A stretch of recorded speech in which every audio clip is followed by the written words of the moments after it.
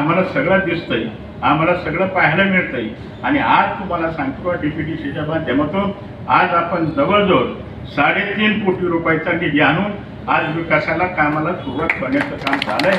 तुम्हाला सगळ्यांना तरुणांना सगळ्यांना ज्येष्ठांना मी सांगू इच्छितो का तुम्ही एक संघ राहा, तुम्ही तिची काही चिंता करू नका। राज्यामध्ये सरकार आहे, राज्यामध्ये मुख्यमंत्री देवेंद्र फडणवीस साहेब आहे आणि आपल्या जिल्ह्याचे पालकमंत्री राधाकृष्ण विखे पाटील येतात, एकनाथरावजी शिंदे साहेब येतात, अजितदादा पवार येतात। यांच्या माध्यमातून आपल्याला काय जो काही निधी असेल तो आणण्याचा प्रयत्न 100% करण्याचं काम केलं जाईल याची खात्री याचा विश्वास देण्याचं काम करतोय।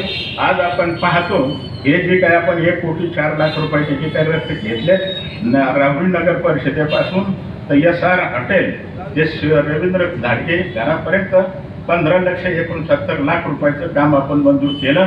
त्याचबरोबर जे शुक्लेश्वर चौक ते कानिपनाथ चौक त्यांना आपण माहिती म्हणून सांगतो 37 लाख रुपयाचं आपण त्याला मंजुरी मिळण्याचं काम केलं। दुसरं जे काय आता नगर परिषदेच्या हद्दीतील नवी पेठ येथील नवीन शॉपिंगपर्यंत कॉम्प्लेक्सपर्यंत समोर डांबरीकरणाचा रस्ता जो केला आहे तो 15 लाख रुपये 495 रुपये आणि राहुरी परिषदेच्या हद्दीमधील नगर मनपा हायवे ते शुक्लेश्वर चौक जे आता आपण पाहिलं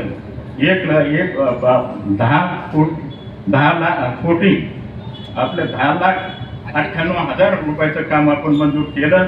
आणि त्याचबरोबर ज्या आता नगर परिसरावरील परिषदेचं महिपती महाराज चौक ते भुजाडी घरापर्यंत आपण आता जवळजवळ 24 लाख रुपयाचं रस्त्याचं काम मंजूर केलंय।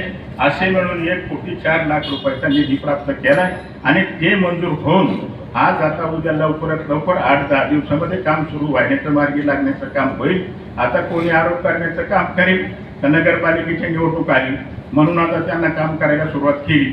आम्हाला नगरपालिका येऊ ना येऊ सत्तेत असू किंवा नसू तरी तुम्हाला सांगतो का आम्ही काम करण्याचा प्रयत्न सातत्याने करण्याचा प्रयत्न करतो।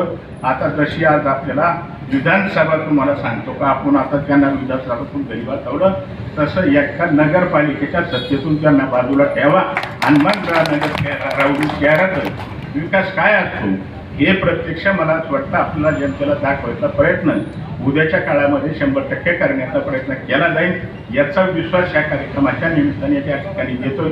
नळ पाणी पुरवठा कोणी आणली तर म्हणजे आता देवेंद्र फडणवीस साहेब आले होते इथं आपल्याला माहिती सगळ्याला माहिती तिथं पत्र ते आपल्याला माहिती आहे का आपल्या हातामध्ये दिलं आणि त्याचं मंजूर केलं याचं क्रेडिट म्हणजे आमच्याच मुळे झालं।